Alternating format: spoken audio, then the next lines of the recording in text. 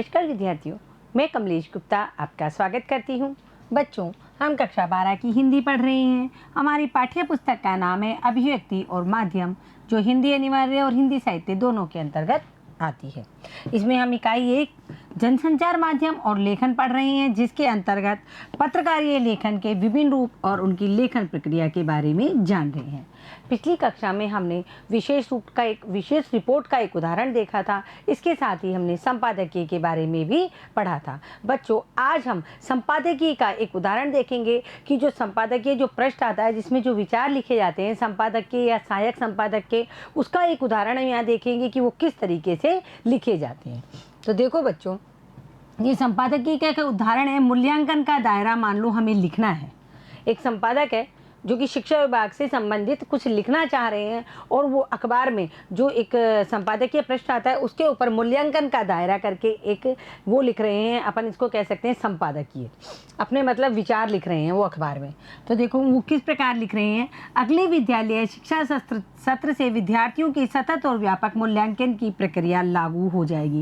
यानी सरकार ने क्या आदेश निकाले हैं, उन आदेशों को विस्तृत रूप से और ढले हुए सधे हुए शब्दों में वो एक संपादकीय के रूप में यहाँ लिख रहे हैं कि अगला जो विद्यालय शिक्षा सत्र होगा, उस सत्र में विद्यार्थियों के सतत और व्यापक मूल्यांकन, सतत माने निरंतर लगातार चलने वाला, व्यापक मतलब विस्तृत, इनके मूल्यांकन की प्रक्रिया चालू हो जाएगी। इससे पाठ्य पुस्तकों का बोझ और परीक्षा का तनाव कम करने का सरकार का मकसद किसी हद तक पूरा हो सकता है। क्यों शुरू कर रही है ये सतत और व्यापक मूल्यांकन सरकार विद्यालयों में? ताकि बच्चों के ऊपर जो पाठ्य पुस्तकों का बोझ है, साथ ही क्या है परीक्षा का जो तनाव है, वो क्या है बच्चों के दिमाग से थोड़ा कम हो जाएगा। तो सरकार इस हद तक, इसका सरकार का मकसद ये है कि बच्चों के ऊपर जो पाठ्य पुस्तकों का बोझ है और परीक्षा का तनाव है वो इससे कम होगा। अब वो कैसे कम होगा? देखो, इस प्रक्रिया को अपनाने का प्रस्ताव राष्ट्रीय शैक्षिक अनुसंधान एवं प्रशिक्षण परिषद का था। ये जो मूल्यांकन, सतत मूल्यांकन और सतत और व्यापक मूल्यांकन का जो प्रस्ताव किसने दिया है? राष्ट्रीय शैक्षिक अनुसंधान एवं प्रशिक्षण परिषद ने सरकार को दिया है कि इस तरीके का यदि मूल्यांकन बच्चों का किया जाए तो बच्चों के ऊपर जो मतलब परीक्षा का तनाव है, पाठ्य पुस्तकों का जो बोझ है वो कम हो जाएगा। फिलहाल लिखित और प्रायोगिक परीक्षाओं के आधार पर मूल्यांकन का प्रावधान है। अभी क्या चल रहा है विद्यालयों में कि भाई जो लिखित परीक्षा होती है और प्रायोगिक यानी जो प्रैक्टिकल परीक्षा होती है, उन्हीं के आधार पर मूल्यांकन करके बच्चों को अंक दे दिए जाते हैं और उसी से ही बच्चे की योग्यता निर्धारित की जाती है। जबकि विद्यालय में रहते हुए विद्यार्थी की सक्रियता पाठ्य पुस्तकों तक ही सीमित नहीं होती, वह खेलकूद, संगीत, भाषण, वाद विवाद जैसी अनेक रचनात्मक गतिविधियों में भी शरीक होता है। तो जो हमारा पाठ्य पुस्तक मंडल है या जो भी राष्ट्रीय शैक्षिक अनुसंधान है, वो ये कहना चाहते हैं कि बच्चे केवल परीक्षाओं तक ही सीमित ना रहे, यानी कि पाठ्य पुस्तक तक सीमित रहे या परीक्षाओं तक ही सीमित नहीं रहे, वे खेल कूद, संगीत, भाषण, वाद विवाद जैसी अनेक रचनात्मक गतिविधियों में भी शरीक हो और होते भी हैं बच्चे। विद्यालय देखो बच्चों, हम 6-7 घंटे विद्यालय रहते हैं कि 6-7 घंटे हम लगातार पढ़ते नहीं रहते, मतलब कि पुस्तकों को लेकर नहीं बैठे रहते हैं। हमारे विद्यालय में ये सारे प्रोग्राम होते रहते हैं समय समय पर। और अभी आप देखो, सरकार ने शनिवार को नो बैग डे, क्या क्या है मतलब शनिवार के दिन बच्चे बैग नहीं लेके आएंगे, अलग अलग तरह की रचनात्मक गतिविधियां होंगी। तो ये उसी तरीके का एक संपादकीय जो मूल्यांकन के ऊपर लिखा गया है। इनका पाठ्यक्रम से सीधे सीधे कोई संबंध भले ना हो, पर ये विद्यार्थी के सीखने समझने की प्रक्रिया का हिस्सा होते हैं। मतलब लेखक ये कह रहे हैं कि खेल कूद, संगीत, भाषण, वाद विवाद जैसी ये जो रचनात्मक कार्यक्रम है, इनका पाठ्यक्रम से यानी पढ़ाई से कोई सीधा सीधा संबंध नहीं है, लेकिन ये क्या है विद्यार्थी का क्या है सीखने और समझने की क्षमता को बढ़ाता है, शारीरिक के साथ साथ ये मानसिक विकास भी करता है। इसलिए इस बात की जरूरत लंबे समय से महसूस की जा रही है कि विद्यार्थी का समग्र मूल्यांकन होना चाहिए।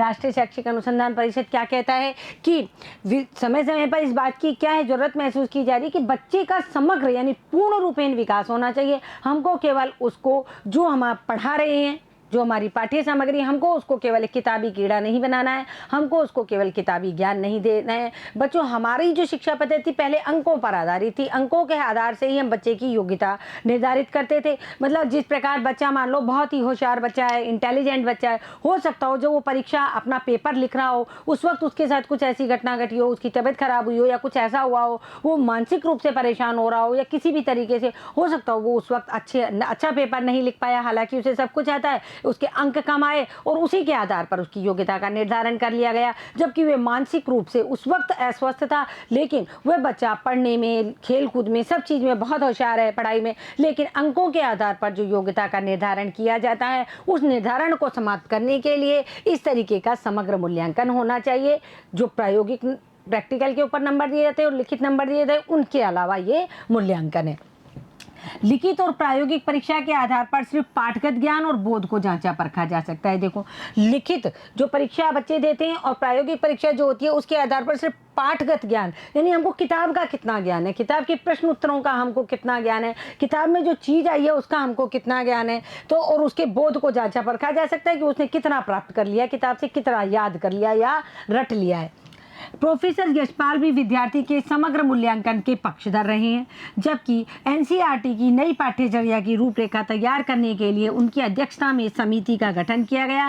तभी उन्होंने सतत और व्यापक मूल्यांकन की पद्धति अपनाने का सुझाव दिया गया। हमारे पूरे भारत में एक जैसा पाठ्यक्रम चालू होने जा रहा है नई शिक्षा पद्धति के तहत। एनसीईआरटी की ये देखो प्रोफेसर यशपाल हैं, इन्होंने भी विद्यार्थी के समग्र मूल्यांकन के ये पक्षधर रहे हैं। इनकी अध्यक्षता में एक समिति का गठन किया गया, तब इन्होंने भी सतत एवं व्यापक मूल्यांकन के ऊपर जोर दिया। साथ ही एनसीईआरटी की नई जो पाठ्यचर्या की रूपरेखा जो तैयार हुई है वो भी इन्हीं की अध्यक्षता में तैयार हो रही है, जिसमें बालकों का समग्र मूल्यांकन किया जाएगा। अब ये विद्यालयों की जिम्मेदारी होगी कि वे विद्यार्थियों की शैक्षणिक योग्यता के साथ उनकी दूसरी गतिविधियों को भी हाँकें। यानी विद्यालय में शिक्षकों की ये जिम्मेदारी होगी कि अब वो बच्चे को पढ़ाने के साथ साथ बच्चे के अंदर और भी योग्यताएं हैं, उन योग्यताओं को भी जांचे और परखे और उनको और नए नए कार्य करने का मौका दे, ताकि उनका मानसिक विकास भी हो और शारीरिक विकास भी हो। इसके लिए 100 में से 20 अंक निर्धारित किए गए हैं। किसके लिए? सतत मूल्यांकन के लिए। सतत और व्यापक मूल्यांकन के लिए 20 अंक निर्धारित किए गए हैं। इन्हें विद्यार्थी के वार्षिक और बोर्ड परीक्षाओं में प्राप्त अंकों में जोड़ा जाएगा। जो ये 20 अंक आएंगे सतत और व्यापक मूल्यांकन के, जो बच्चे ने साल भर क्या क्या मतलब उपलब्धियां हासिल की है, उन अंक को 20 में से निकालेंगे और जो विद्यार्थी का वार्षिक परीक्षा और बोर्ड परीक्षा होगी उन अंकों में इन अंकों को जोड़ा जाएगा।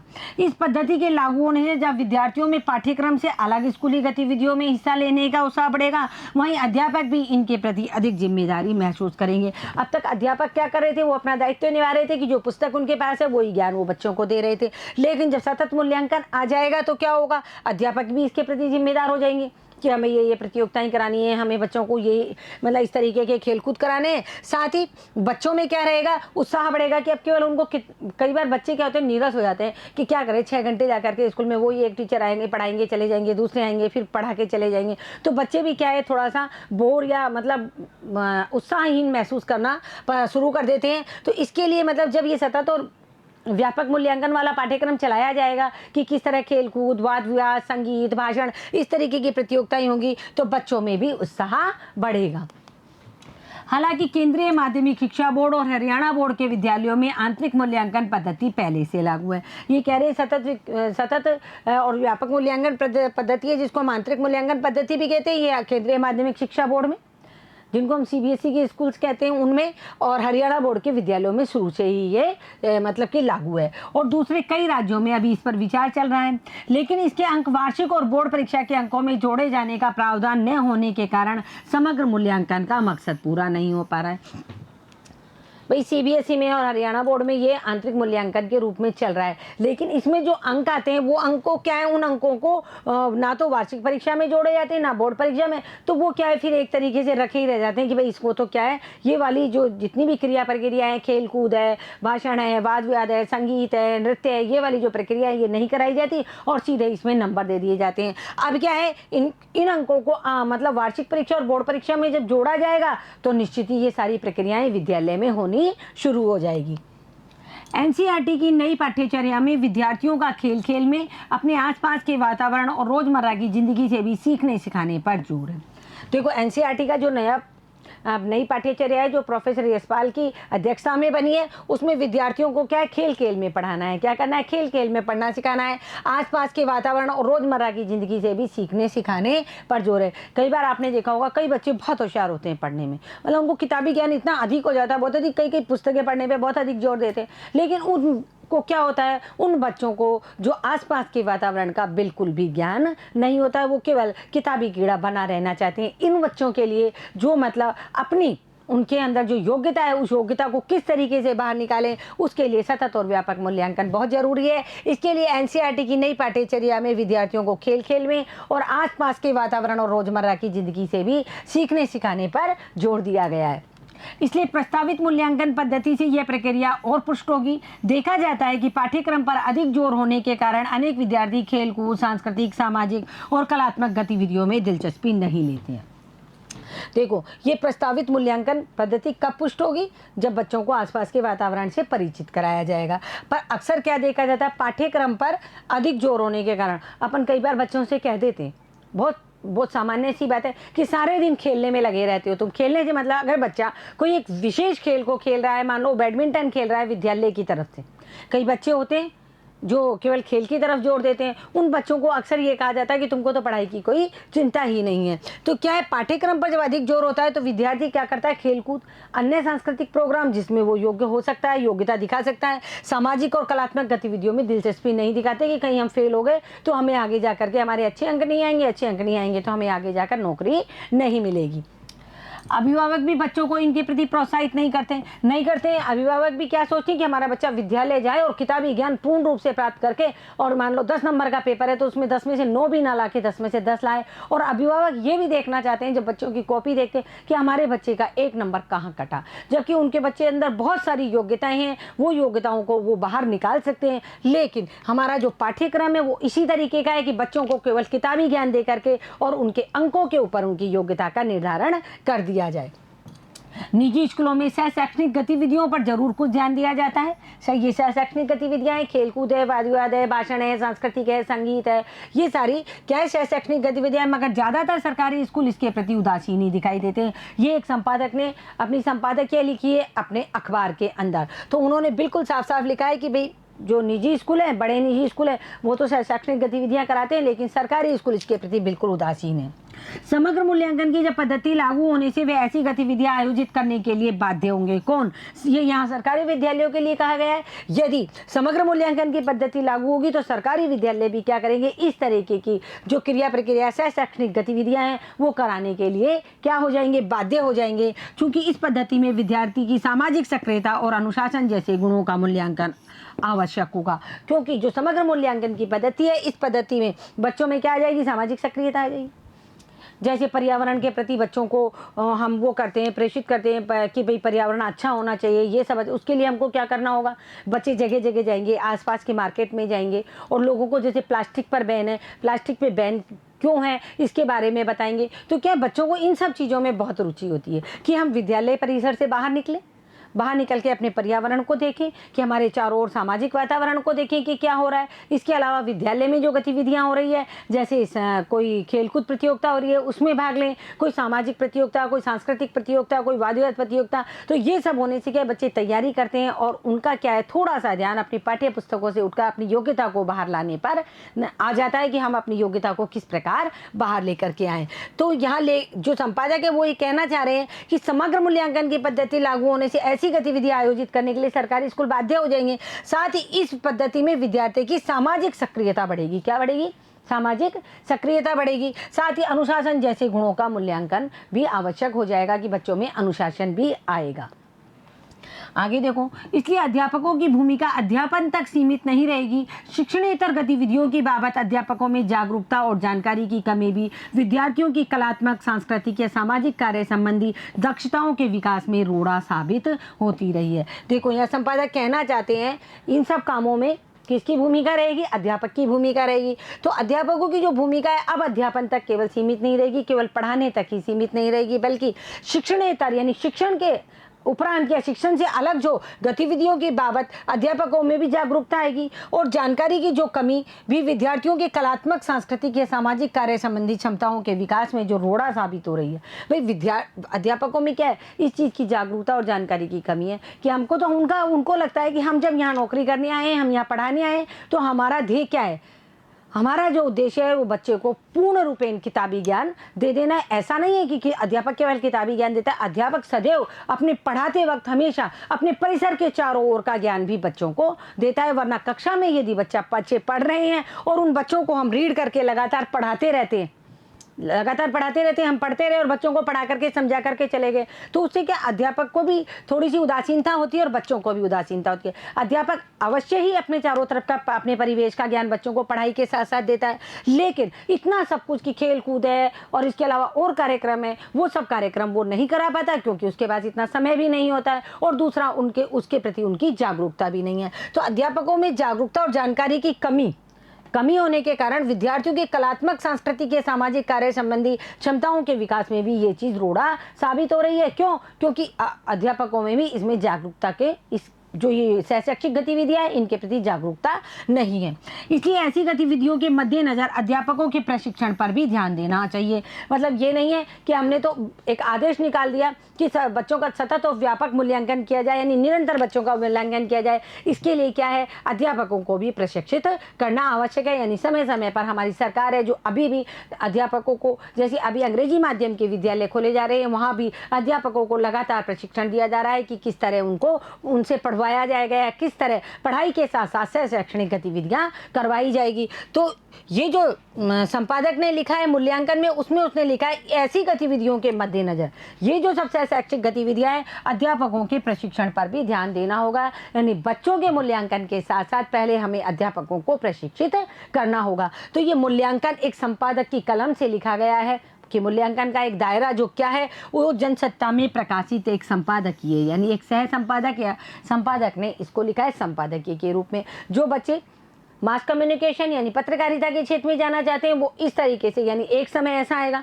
हो सकता हो आप में से कई बच्चे इतने योग्य हो कि स्वयं अपना एक अखबार निकालें या अपना एक चैनल चलाएं, उसमें एक संपादक लिखे, यानी अपनी संपादकीय लिखे। तो आपको इस तरीके की संपादकीय, यानी एक जो समाचार है कि सरकार ने आदेश निकाला कि किस प्रकार समग्र और व्यापक मूल्यांकन होना चाहिए, उस आदेश को उन्होंने किस तरीके से स्टेप बाय स्टेप, इसमें फीचर भी डाला उन्होंने, इसमें उल्टा पिरामिड भी डाला उन्होंने, इसमें प्रारंभ, मध्य और अंत जो कि किसमें लिखे जाते हैं, जैसे कोई कथात्मक समाचार हो जिसमें लिखे जाते हैं, वो सब चीज़ उन्होंने इस संपादकीय में डाली है। तो इस तरह हम एक किसी भी संपादक की कलम से संपादकीय को पढ़ करके और हम एक संपादकीय लिख सकते हैं। अब अगला आता है स्तंभ लेखन। क्या आता है? स्तंभ लेखन। जो विचार परक जो हमारा प्रश्न आता है, कौन सा वाला? संपादकीय वाला, उसमें स्तंभ लेखन भी आते हैं। मैंने आपको बताया संपादकीय प्रश्न में संपादकीय आएगी, स्तंभ लेखन आएगा, इसके अलावा निबंध आएंगे, लेख आएंगे। तो हम स्तंभ लेखन जानेंगे कि स्तंभ लेखन क्या होते हैं। इसी तरह स्तंभ लेखन भी विचार परक लेखन का एक प्रमुख रूप है। जैसे संपादकीय है वैसे ही ये भी स्तंभ लेखन भी है। कुछ महत्वपूर्ण लेखक अपने खास वैचारिक रुझान के लिए जाने जाते हैं और उनकी अपनी एक लेखन शैली भी विकसित होती जाती है। ऐसे लेखकों की लोकप्रियता को देखकर अखबार उन्हें एक नियमित स्तंभ लिखने का जिम्मा दे देता है। क्या होता है बच्चों, जो संपादकीय जो पेज होता है उस पेज में क्या होता है, स्तंभ लेखन क्या है, ये विचार परक लेखन का एक प्रमुख रूप है। इसमें क्या होता है, कुछ ऐसे महत्वपूर्ण लेखक होते हैं जो अपने खास वैचारिक रुझान के लिए जाने जाते हैं, यानी अपने खास विचारों को लिखते हैं। उनकी अपनी एक लेखन शैली भी विकसित हो जाती है, अलग तरीके की एक उच्च क्वालिटी की जो लेखन शैली होती है। तो ऐसे लेखकों की लोकप्रियता जब होने लगती है तो अखबार क्या करता है, उन्हें एक नियमित स्तंभ लिखने का जिम्मा दे देता है कि आप अपने हमारे अखबार में अपना एक स्तंभ नियमित दीजिए, क्योंकि ये बहुत ही प्रसिद्ध लेखक होते हैं। स्तंभ का विषय चुनने और उसमें अपने विचार व्यक्त करने की स्तंभ लेखक को पूरी छूट होती है। यानी जो अखबार है वो कोई भी विषय देता नहीं है, बल्कि जो स्तंभ लेखन है वो खुद अपने मतलब अपनी इच्छा से, यानी अपने विचारों के माध्यम से क्या करता है, विषय को चुनता है। जिस प्रकार बच्चों को स्वाधीन बनाओ, ये एक स्तंभ लेख है। हम स्वतंत्र है, ये भी एक स्तंभ है। स्तंभ में लेखक के विचार अभिव्यक्त होते हैं। किसके विचार अभिव्यक्त होते हैं? लेखक अपने विचार, किसी भी विषय पर लेखक अपने विचार अभिव्यक्त करता है। यही कारण है कि स्तंभ अपने लेखकों के नाम पर जाने और पसंद किए जाते हैं।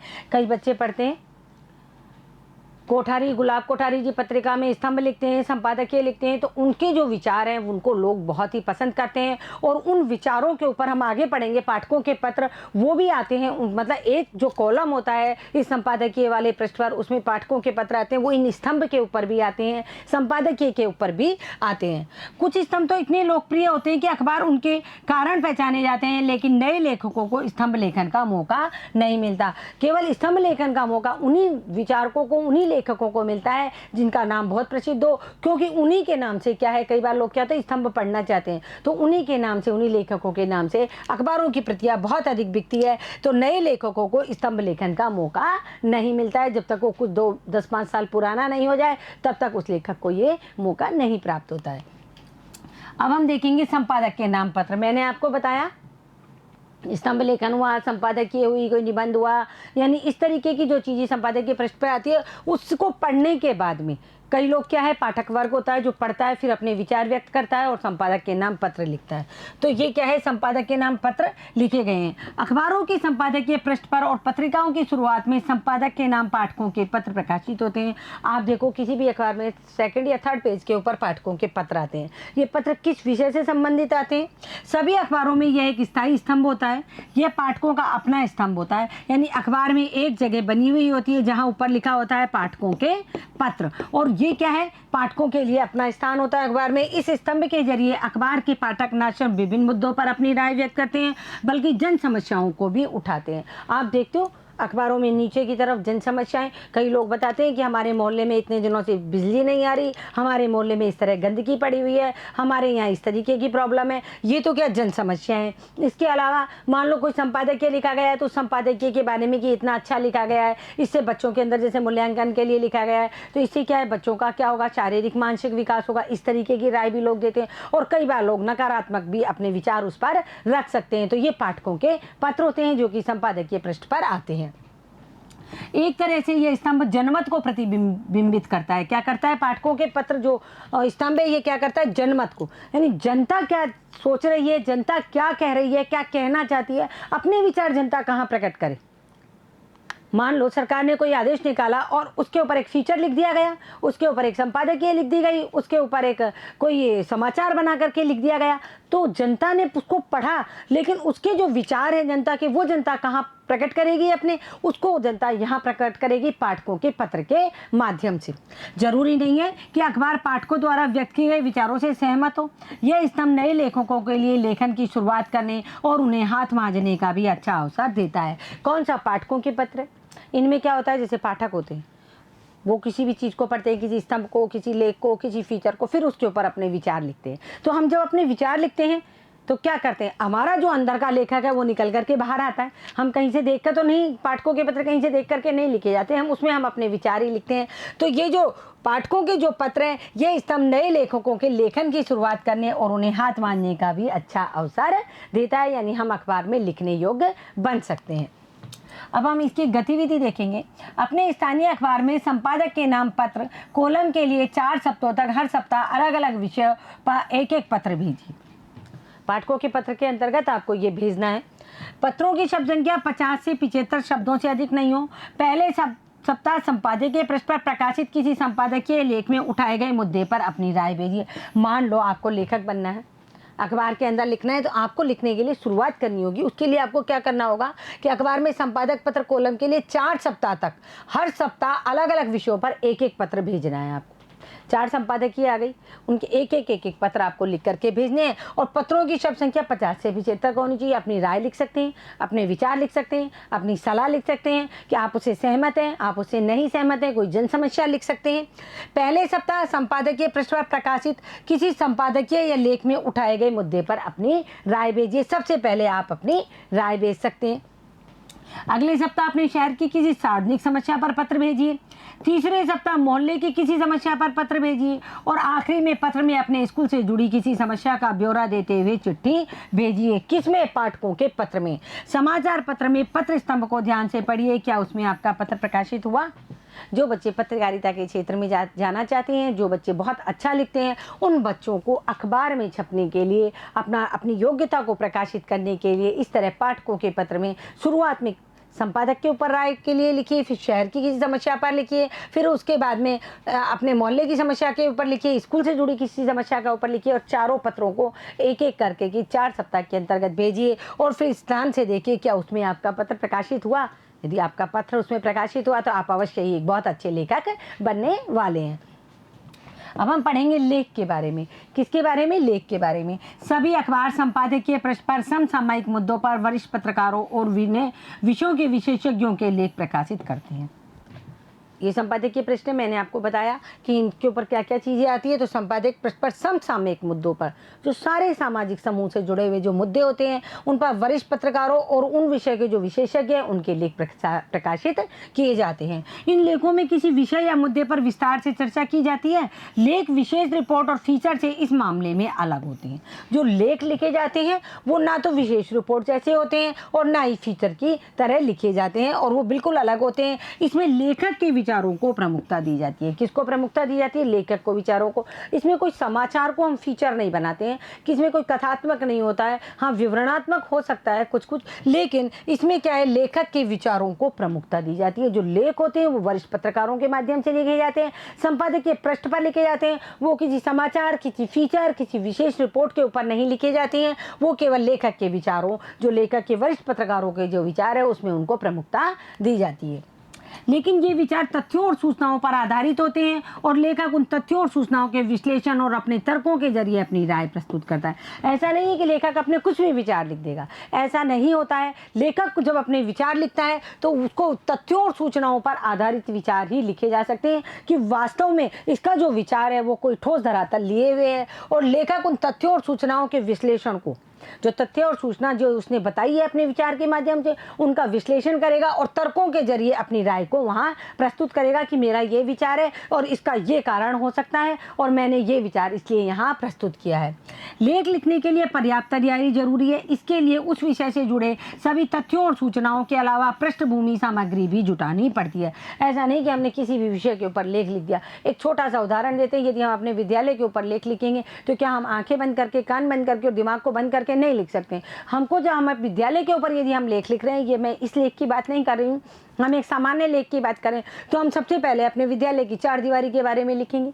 हमारे विद्यालय का जो इंफ्रास्ट्रक्चर, जो ढांचा है वो कैसा है, फर्नीचर कैसा है, खेल के मैदान कैसे हैं, अध्यापक कैसे हैं, कितनी उनकी संख्या है, बच्चों की संख्या कितनी है, क्या क्या सुविधाएं, ये सब चीज़ें लिखेंगे और तर्क सहित है बिल्कुल कि हमारे सामने ये सब चीज़ें उपस्थित है। उसी प्रकार क्या होता है, जो लेखक अपने विचार लेख में लिखता है वो क्या होते हैं, तथ्यों और सूचनाओं पर आधारित होते हैं और तथ्यों और सूचनाओं के विश्लेषण और अपने तर्क से क्या करते हैं, लेखक अपनी राय को प्रस्तुत करते हैं। और लेख लिखने के लिए सबसे पहले तैयारी करनी जरूरी है। जिस विषय पर हम लेख लिख रहे हैं उस विषय के से जुड़े सभी तथ्य और सूचनाओं को हमको, उसकी पृष्ठभूमि की सामग्री भी हमको जुटानी पड़ेगी कि वास्तव में ये ठोस धरातल पर लिखा हुआ लेख है। यह भी देखना चाहिए कि उस विषय पर दूसरे लेखकों और पत्रकारों के क्या विचार है। ऐसा नहीं है हमने जो लिख दिया कि हम सार्वभौम सत्य है जो हम लिख रहे हैं, ऐसा नहीं हो सकता है। यदि हम किसी विषय पर लेख लिख रहे हैं, उसके तथ्य और सूचनाओं का हम विश्लेषण कर रहे हैं और तर्कों के जरिए अपनी राय दे रहे हैं, तो हमें ये देखना चाहिए इस विषय पर, जिस विषय पर हमने लिखा है उस विषय पर दूसरे लेखक और पत्रकारों के क्या क्या विचार है। लेख की कोई एक निश्चित लेखन शैली नहीं होती, हर लेखक की अपनी शैली होती है। लेकिन अगर आप अखबारों और पत्रिकाओं के लिए लेख लिखना चाहते हैं तो शुरुआत उन विषयों के साथ करनी चाहिए जिस पर आपकी अच्छी पकड़ और जानकारी हो। लेख का भी एक प्रारंभ, मध्य और अंत होता है। देखो, लेख लिखने की कोई एक निश्चित शैली नहीं होती, हर व्यक्ति अपने विचार प्रकट करता है, अपनी भाषा के माध्यम से वो लिखता है। तो लेखन की जो शैली होती है वो क्या होती है, हर लेखक की अपनी अलग अलग होती है। यदि आप अखबारों में लिखना चाहते हैं, लेखक बनना चाहते हैं, तो शुरुआत उन विषयों के साथ करो जिन पर आपकी अच्छी पकड़ है। यानी वो, कई बच्चे राजनीति की ओर जाना चाहते हैं, कई बच्चे क्या करते हैं, विज्ञान की ओर जाना, वैज्ञानिक बनना चाहते हैं, कई बच्चे टेक्निकल में जाना चाहते हैं। तो उन सब के ऊपर भी यदि हम लेख लिखना चाहें, अपने विचार प्रकट करना चाहें, तो उन्हीं विषयों के ऊपर करें जिन पर हमारी बहुत अच्छी पकड़ है। लेख का एक प्रारंभ होता है, एक मध्य होता है और एक अंत होता है। जिस तरह फीचर में होता है उसी तरह ये लेख में होता है, लेकिन ये फीचर की तरह नहीं लिखा जाता है। फीचर किसी घटना का वर्णन होता है ये, और जबकि लेख है जो किसी लेखक के किसी विषय पर विचार होते हैं।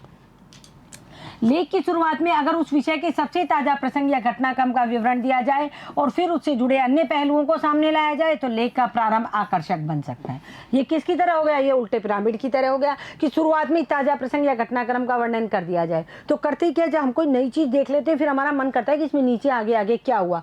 तो इस तरीके का यदि विवरण दिया जाएगा, फिर उससे जुड़े हुए अन्य पहलुओं को सामने लाया जाएगा, तो लेख का प्रारंभ क्या हो जाएगा, बहुत ही आकर्षक और सुंदर बन जाएगा। इसके बाद तथ्यों की मदद से विश्लेषण करते हुए आखिर में आप अपने निष्कर्ष मत को प्रकट कर सकते हैं। शुरुआत में उसको आकर्षित बना दिया, किस प्रकार, उस पर ताज़ा, जो बिल्कुल ताज़ा घटनाक्रम है उसका विवरण दे दिया, फिर उसके बाद में उसको तथ्य की मदद से उसका विश्लेषण कर दिया मध्य में, और अंत में उसमें निष्कर्ष या मत को हम प्रकट कर सकते हैं। अब हम पढ़ेंगे साक्षात्कार या इंटरव्यू। इसको आप सभी जानते हैं। आप कई बार टेलीविज़न पर देखते हैं, कई कई बड़े बड़े विशेष व्यक्ति होते हैं, सेलिब्रिटी, उनके इंटरव्यू लिए जाते हैं। देखो, बहुत सारे न्यूज़ रीडर होते हैं जो कि इंटरव्यू लेते हैं। आप कोई स्पेशल निजी चैनल को देखिए, उनके जो न्यूज़ रीडर जाते हैं, बड़े बड़े नेताओं के, बड़े बड़े विशेष व्यक्तियों के, वीआईपीज़ के इंटरव्यू लेते हैं। इंटरव्यू लेने वाला जो होता है उसे सब चीज़ों का ज्ञान होना चाहिए, यानी जिस व्यक्ति का वो इंटरव्यू या साक्षात्कार ले रहा है उसके बारे में उसे पूरी जानकारी होनी चाहिए। तो साक्षात्कार किस प्रकार होते हैं? अखबारों में भी आप साक्षात्कार देखते हैं। समाचार माध्यमों में साक्षात्कार का बहुत महत्व है। पत्रकार एक तरीके से साक्षात्कार के जरिए ही समाचार, फीचर, विशेष रिपोर्ट और अन्य कई तरीके के पत्रकारीय लेखन के लिए कच्चा माल इकट्ठा करते हैं। किसी बड़े मंत्री का या मतलब कि किसी सेलिब्रिटी का, विशेष व्यक्ति का साक्षात्कार लिया और उसी के जरिए समाचार बनता है कि साक्षात्कार में उन्होंने ये बोला, उसी से हम फीचर बना सकते हैं। उन्होंने जो जो बातें बोली उनको जोड़ करके उससे हम एक विशेष रिपोर्ट तैयार कर सकते हैं। और अन्य कई तरीके के पत्रकारीय लेखन के लिए हमको साक्षात्कार से कच्चा माल, यानी कुछ शब्द, जो जितने भी शब्द होते हैं, जो कच्चा माल होता है, वो साक्षात्कार से इकट्ठा हम कर सकते हैं। पत्रकारीय साक्षात्कार और सामान्य बातचीत में यह फ़र्क होता है कि साक्षात्कार में एक पत्रकार किसी अन्य व्यक्ति से तथ्य और उसकी राय और भावनाएं जानने के लिए सवाल पूछता है।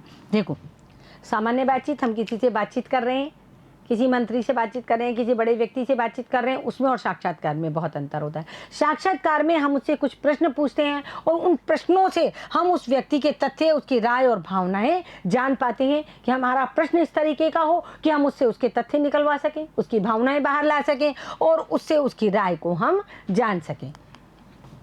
साक्षात्कार का एक स्पष्ट मकसद और ढांचा होता है। एक सफल साक्षात्कार के लिए आपके पास न सिर्फ ज्ञान होना चाहिए, बल्कि आप में संवेदनशीलता, कूटनीति, धैर्य और साहस जैसे गुण भी होने चाहिए। ऐसा नहीं है कि कोई व्यक्ति जो साक्षात्कार ले रहा है, वो जब साक्षात्कार देने वाला अपनी कोई बात बता रहा है तो पहले धैर्य से उसकी बात सुननी चाहिए, बाद में अपना क्वेश्चन पुटअप करना चाहिए, बाद में जो बात उसने बोली है उसी में से प्रश्न निकाल करके उसके बाद में बोलना चाहिए। ऐसा नहीं कि वो बोल रहा है और आप बीच में ही उसकी बात को काट दें। इस तरीके का नहीं होना चाहिए। जो साक्षात्कार लेने वाले होते हैं तो उनको क्या करना चाहिए, उनके पास न सिर्फ ज्ञान होना चाहिए, वो केवल ज्ञान युक्त नहीं होने चाहिए, बल्कि उनमें संवेदनशीलता होनी चाहिए, कूटनीति होनी चाहिए कि किस तरह वो सामने वाले से सारी बातें निकलवा लें। उनमें धैर्य और साहस जैसे गुण भी होने चाहिए। एक अच्छे और सफल साक्षात्कार के लिए ज़रूरी है कि आप जिस विषय पर और जिस व्यक्ति के साथ साक्षात्कार करने जा रहे हैं उसके बारे में आपके पास पर्याप्त जानकारी हो। यानी जिस व्यक्ति से का हम साक्षात्कार लेने जा रहे हैं और जिस विषय पर हम साक्षात्कार लेने जा रहे हैं उस विषय पर वो व्यक्ति क्या सोचता होगा, उस व्यक्ति के बारे में आसपास से उसकी जानकारी पहले जुटा लेनी चाहिए। दूसरे, आप साक्षात्कार से क्या निकालना चाहते हैं इसके बारे में स्पष्ट रहना बहुत ज़रूरी है कि हमारा मकसद क्या है किसी व्यक्ति का साक्षात्कार लेने का, किसी विशेष मंत्री का, किसी वीआईपी का, किसी सेलिब्रिटी का साक्षात्कार हम क्यों लेना चाहते हैं, इससे हमारी देश की जनता को क्या पता चलेगा, हमको क्या फ़ायदा होगा, ये बात स्पष्ट होना बहुत ही आवश्यक है। आपको वे सवाल पूछने चाहिए जो किसी अखबार के एक आम पाठकों के मन में हो। यानी यदि हम किसी का साक्षात्कार लेने जा रहे हैं तो हमें वो सवाल पूछने चाहिए, हमें इतना ज्ञान होना चाहिए कि हमारे जो पाठक वर्ग है वो क्या पूछना चाहता है उस व्यक्ति से, हम एक पाठक वर्ग का, हम एक देश की जनता का क्या कर रहे होते हैं, उस वक्त प्रतिनिधित्व कर रहे होते हैं कि हमारे माध्यम से, यानी जो साक्षात्कार ले रहा है उसके माध्यम से वो क्या कर रहा है, देश की जनता के सवाल उस व्यक्ति से पूछ रहा है। तो साक्षात्कार को अगर रिकॉर्ड करना संभव हो तो बेहतर है, लेकिन अगर ऐसा संभव ना हो तो साक्षात्कार के दौरान आप नोट्स लेते रहें और साक्षात्कार को लिखते समय दो में से कोई एक भी तरीका अपना सकते हो। यानी हम साक्षात्कार किसी का ले रहे हैं, आजकल तो डिजिटल टाइम दुनिया है तो तुरंत कैमरे तैयार होते हैं और सारा रिकॉर्ड हो जाता है। और यदि बाय द वे कहीं ऐसी जगह हो, नहीं हम किसी सेलिब्रिटी का या किसी ऐसे व्यक्ति का साक्षात्कार लेने गया हो जो बहुत महान और जिसके बारे में हमको पता नहीं और वो तो जंगलों में कहीं ऐसी जगह रह रहा हो, यदि हम उसका वहाँ साक्षात्कार लेने गए हैं और वहाँ हमारे पास कोई सुविधाएं उपलब्ध नहीं हो जिस वक्त हम गए हो, तो हम क्या करते हैं, उनको नोट्स भी कर सकते हैं। यानी उसके जो बोले गए शब्द हैं उनको हम नोट कर सकते हैं, वरना हम उसको रिकॉर्ड कर सकते हैं। एक, आप साक्षात्कार को सवाल और फिर जवाब के रूप में लिख सकते हैं या फिर उसे एक आलेख की तरह भी लिख सकते हैं। यानी साक्षात्कार को आप क्या कर सकते हैं, प्रश्न हमने क्या पूछा है और फिर उसके बाद में उन्होंने उत्तर क्या दिया है, हम इस तरह भी लिख सकते हैं, और नहीं तो हम एक पूरा आलेख के रूप में भी साक्षात्कार को लिख करके प्रस्तुत कर सकते हैं। तो देखो बच्चों, आज हमने यहाँ संपादकीय का एक उदाहरण देखा, स्तंभ को देखा, लेख को देखा, साथ ही साक्षात्कार के बारे में जानकारी प्राप्त की। तो देखो बच्चों, अब हम यहाँ देखेंगे व्यक्ति चित्र फीचर समाचार का एक उदाहरण। यानी व्यक्ति चित्र फीचर, हमने अभी किसी का साक्षात्कार लिया, साक्षात्कार को हम प्रश्न उत्तर में लिख सकते हैं या हम उसको एक फीचर के रूप में लिख सकते हैं। तो यहाँ हम किसी के साक्षात्कार को व्यक्ति चित्र यानी किसी व्यक्ति का साक्षात्कार लिया है, उसको फीचर समाचार का एक उदाहरण बना करके हम यहाँ लिख रहे हैं। उसको हम देखेंगे कि यहाँ किस प्रकार ये फीचर लिखा गया है। मुंबई 16 अगस्त। देश को ब्रिटिश शासन से आज़ाद हुए 57 साल हो चुके हैं, लेकिन 84 साल के गांधीवादी माधवदास ठाकरसे का मिशन अभी तक अनवरत जारी है। यानी कि हम जो ये गांधीवादी माधवदास ठाकरसे है, इनके बारे में लिख रहे हैं, इनका हमने साक्षात्कार लिया है। उस साक्षात्कार को हम प्रश्न उत्तर के माध्यम से ना लिख करके एक फीचर के माध्यम से लिख रहे हैं। तो उनके बारे में बताया जा रहा है कि हमारे देश को आज़ाद हुए 57 साल हो गए, लेकिन 84 साल के जो गांधीवादी माधवदास जी हैं, उनका मिशन आज भी अनवरत यानी लगातार जारी है।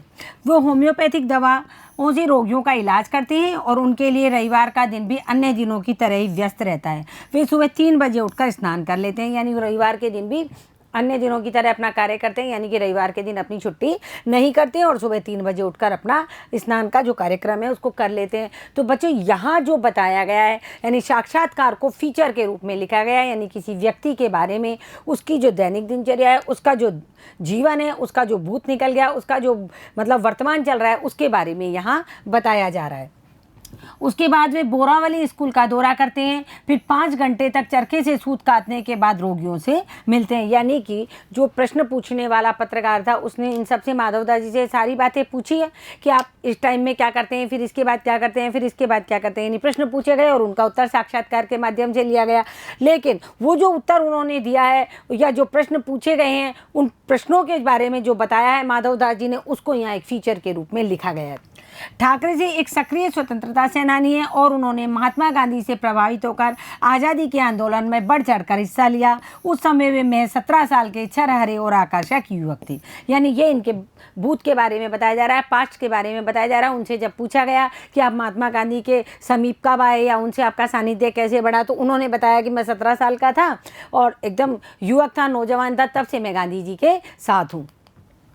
उन्होंने बताया कि बापू का आदर्श और उनकी प्रार्थना सभाएं काफ़ी प्रभावित करने वाली थी। स्वतंत्रता आंदोलन में शामिल होने का फैसला उन्होंने अचानक किया। मतलब यह माधवदास जी बता रहे हैं, जो पत्रकार हैं उनको, कि मतलब जब मैं स्वतंत्रता आंदोलन में शामिल हुआ तो इसका फैसला मैंने अचानक ही कर लिया। क्यों? क्योंकि बापू के जो आदर्श थे और उनकी प्रार्थनाएं सभाएं उनको काफ़ी प्रभावित करती थी और उनके पिता एक संपन्न व्यापारी थे, लेकिन उन्होंने उनके काम में हाथ बटाने की बजाय देश के लिए काम करना बेहतर समझा। किन्होंने? माधवदास जी ने।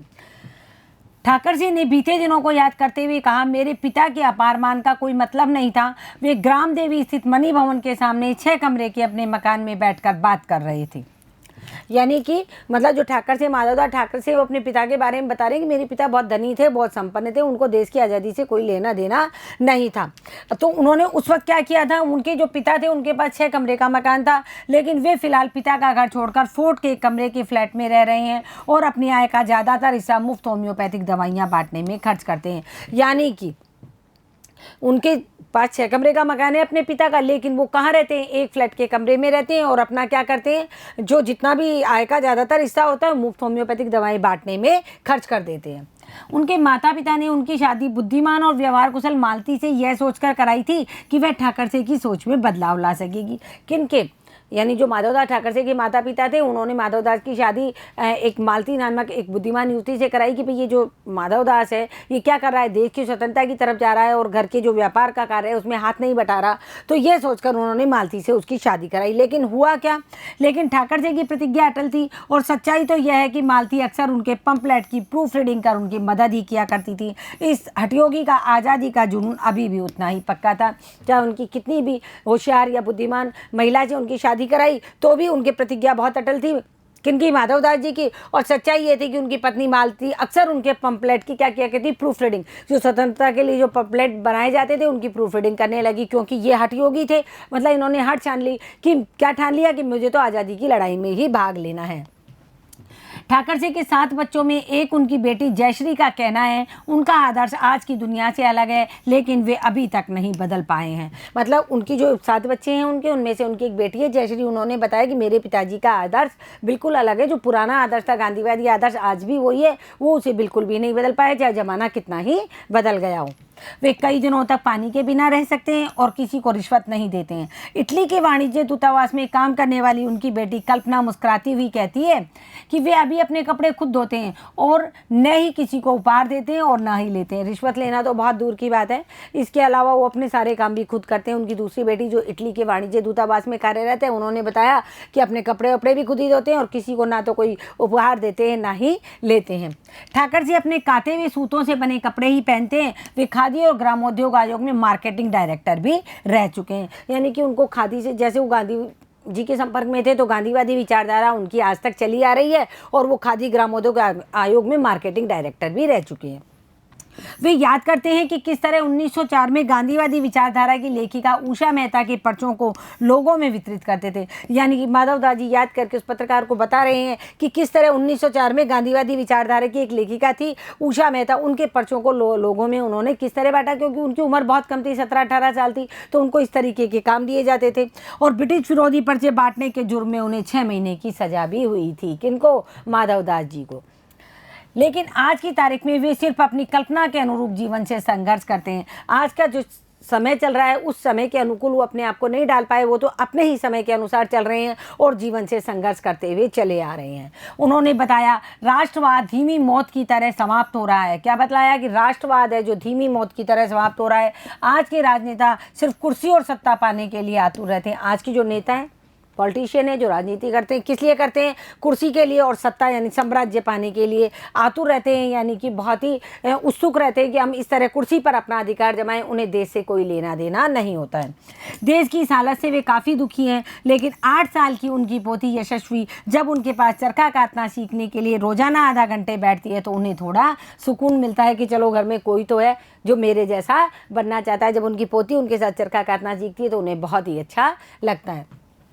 वे हंसते हुए बताते हैं मेरी पोती यह सीखने के लिए काफ़ी उत्सुक है। क्या? चरखा काटना सीखने के लिए मेरी पोती काफ़ी उत्सुक है। तो देखो बच्चों, ये व्यक्ति चित्र फीचर था, यानी कि किसी का साक्षात्कार लिया हुआ था और उस साक्षात्कार को फीचर के रूप में लिखा गया था। यानी प्रश्न पूछा उत्तर लिखा, प्रश्न पूछा उत्तर लिखा, उस तरीके से ये नहीं था, ये फीचर के रूप में था।